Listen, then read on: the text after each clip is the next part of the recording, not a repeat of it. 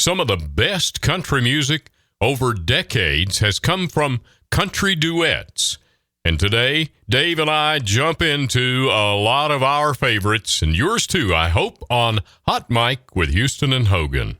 Welcome back to Hot Mic with Houston and Hogan. I'm Randy Houston. And I'm Dave Hogan, and I can't sing a lick.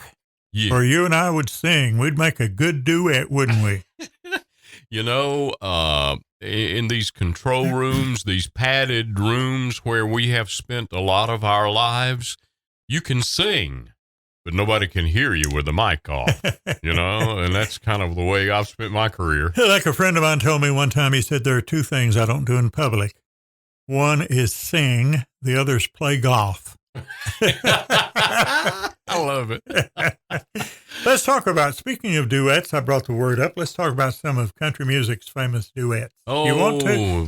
One of my I've been wanting to do this category, and I knew you would come up with great ones. To begin the program, tell me your favorite duet team. Oh, gosh. Would you call two people a team? Yeah, a duet pairing? It's down to Porter and Dolly or George and Tammy. Right. Let's start with George. Okay. All right. You know, before Tammy, George had 1, 2, 3 singing partners that he recorded duets with. Can you name 2 out of 3? I can name Melba Montgomery as one of them, right? There are 2 more. But I can't name the other 2. George's first duet partner was Jeanette Hicks, and then Margie Singleton, and then Melba Montgomery. Okay. Followed by Tammy Wynette. Yeah. And George and Tammy certainly were one of the top duets in country music. I mentioned Jeanette Hicks, George's first singing partner on record. And she was, they called them girl singers back then. And yeah.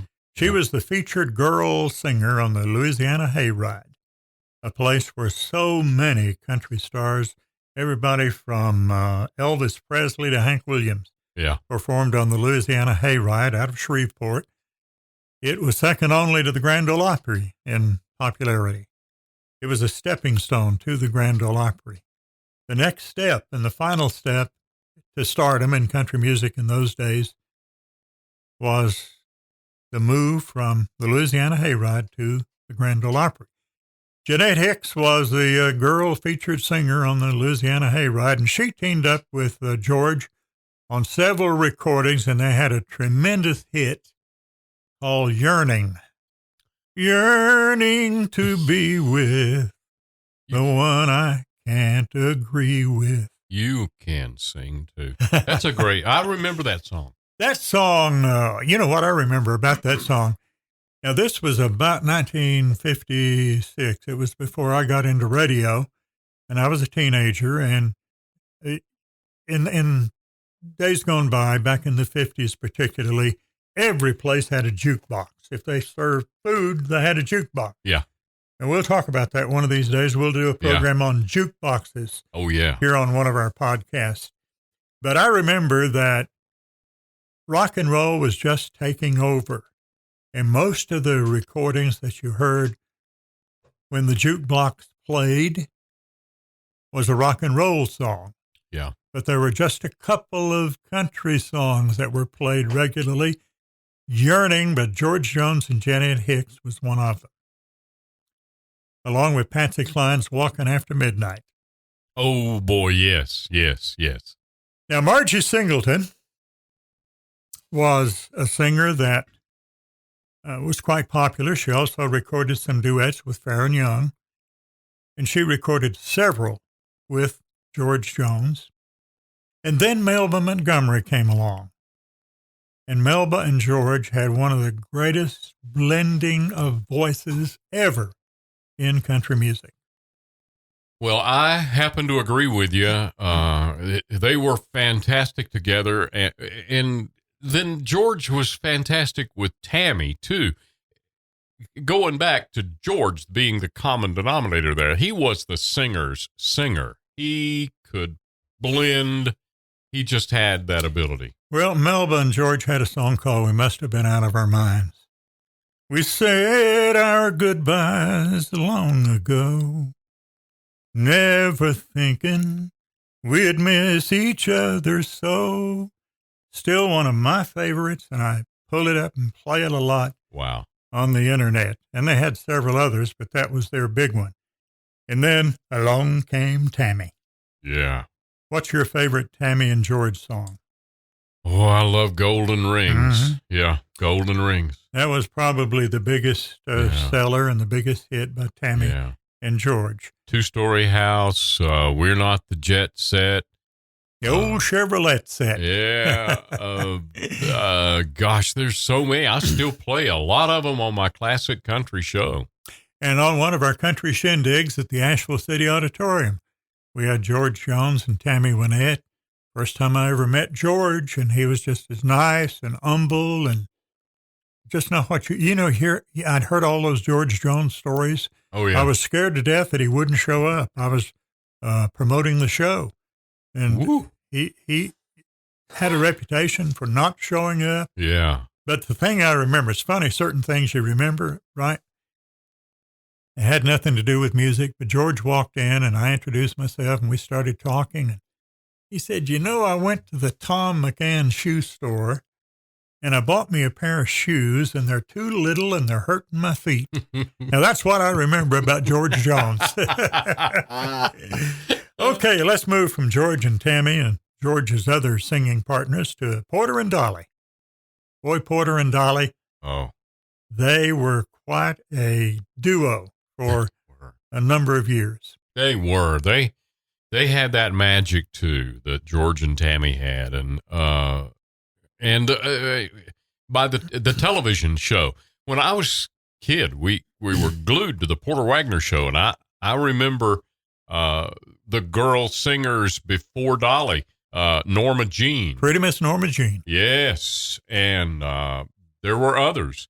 But when Dolly came along, that was, that's the capstone. She and Porter were just fabulous together. I interviewed Porter. I was in Nashville.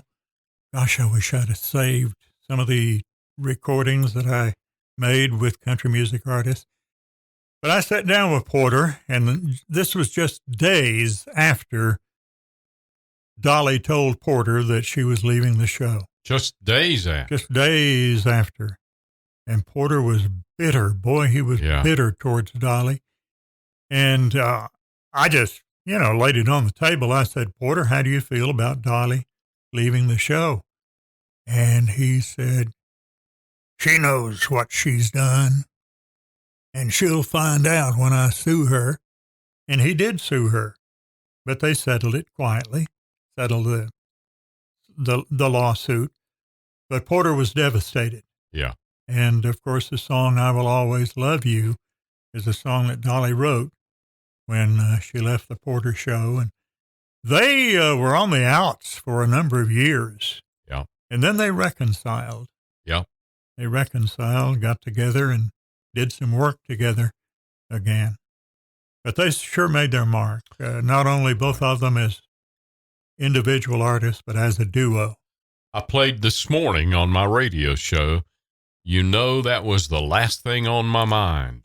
Tom Paxton's great song that's been recorded and covered by so many people, but Dolly and Porter did a version of that song that is still just as relevant today as it was 50 years ago.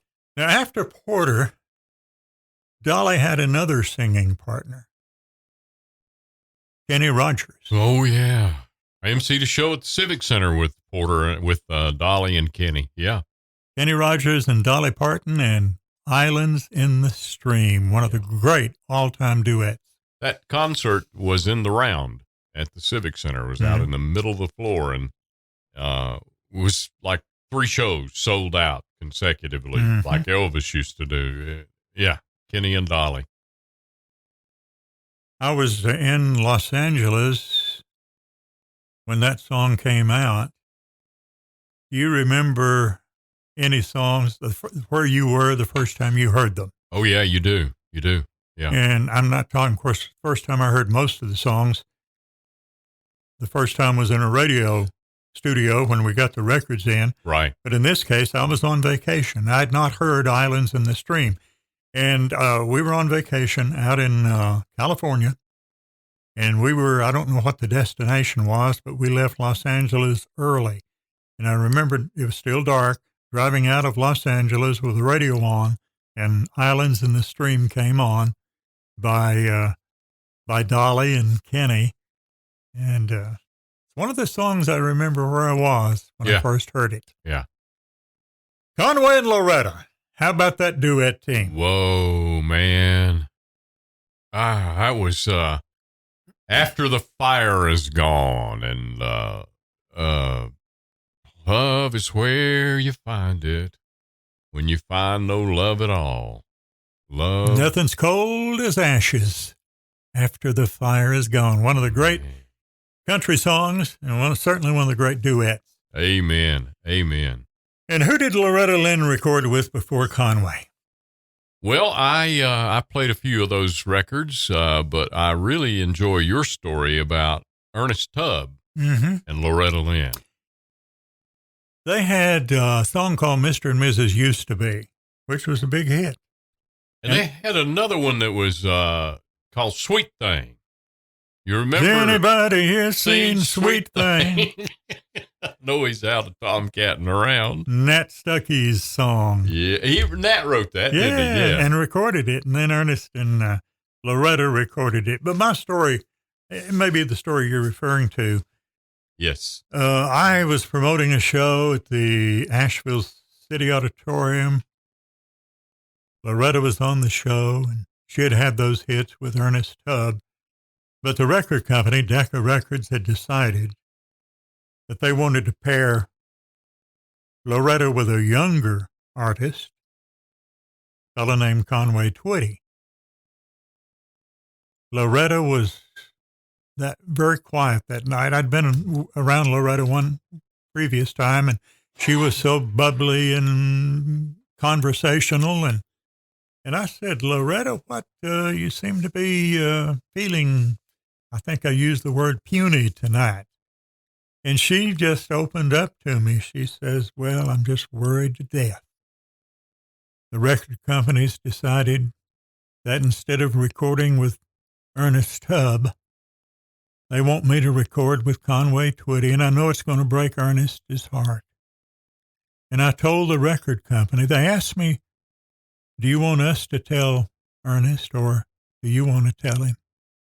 And I said, I'll tell him because, I was afraid the record company would tell Ernest it was my idea to do this. So I want to tell him. And she was trying to figure out what to say to Ernest, that she was not going to be recording with him anymore. She was going to be recording with Conway Twitty, which was, of course, turned out to be a great decision on the part of Decca Records. Absolutely. Made them tons of money. Because they were voted Country Music Association entertainers and duets of the year for many years. This would have been in the 70s. Yeah. Yeah. How about Johnny Cash and June Carter? Oh, man. How about that duet? Partnership. Not only musically, but man and wife. They were a team. We got married in a fever. Written by Billy Ed Wheeler. And I called Billy Ed and told him, he lives in Swannanoa. For those of you not familiar with the area, Swannanoa is a community near Asheville, a few miles. 10 miles east of Asheville. That's where Billy Ed, he married the daughter of the president of Warren Wilson College. Billy Ed came to college at Warren Wilson and married the president of the college's daughter. They lived in a very rustic house out in Swannanoa. And I called Billy Ed one day, and I said, I got a record here that might be of interest to you. By Johnny Cash and June Carter, called Jackson. And Billy Ed was quiet for a moment, and then he shouted, what a break! What a break! What a break, because he didn't know really that they had recorded that song. Oh, you got the privilege of telling him that. I sure did. It's a great memory. But Billy Ed and I wound up on a porch at a hotel, the Monte Vista Hotel in Black Mountain. Great old place, still active. And there was a bunch of us around on that porch one Saturday night, and somebody handed Billy Ed a guitar, and I started singing along with him to the Little Brown Shack Out Back. I knew the words to that song, and he said, "Come up here and join me. I want somebody to sing with me on this song." And I sang with him on the Ode to the Little Brown Shack Out Back, and I love that song to this day. Yeah, that was a big hit for Billy Ed. And, of course, Johnny and June had a song called Long-Legged Guitar-Picking Man. Yep. You long-legged guitar-picking man. Long-Legged Guitar-Picking Man, and also It Ain't Me, Babe. Yeah. Is that not a Sonny Bob Dylan song, It Ain't Me, Babe? I'm not sure I'm not sure either. But didn't Sonny and Cher do that song also? I think on the I think so. Pop World, yeah. Now, Johnny and June were husband and wife. But what about one of the great duets, a mama and her daughter? Oh, yeah. Moving up a few years to the Judds in the 80s. Naomi and Winona.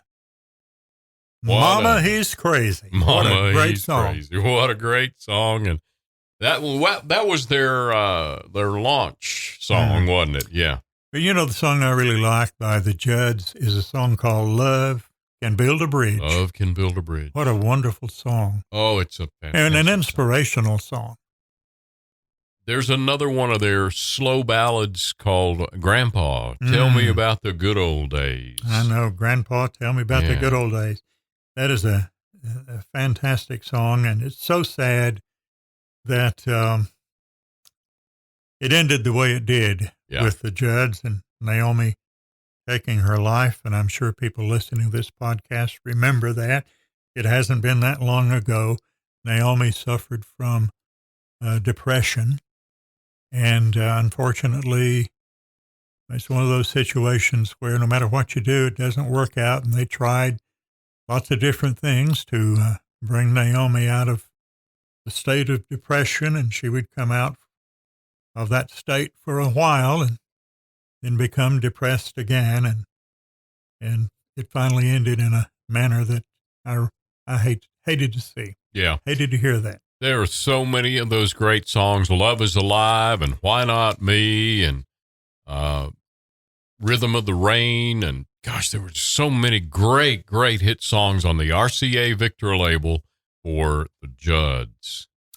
Another duet that I want to say duet trio for some reason. Isn't that stupid? A duet trio. I'm not sure. 3 different duets. Yeah. I'm not sure how to say a duet team, I guess. A duet coupling, a duet pairing.